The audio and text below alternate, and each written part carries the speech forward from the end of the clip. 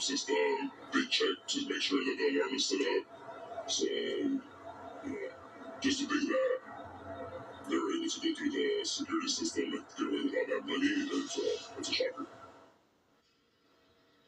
Now, that was a Garda World employee who asked that we not identify him. Again, they managed to somehow go around that alarm system. And of course, that's something both the FBI and the LAPD are looking at right now. And of course, they always, as in most crimes, start with those closest to the crime.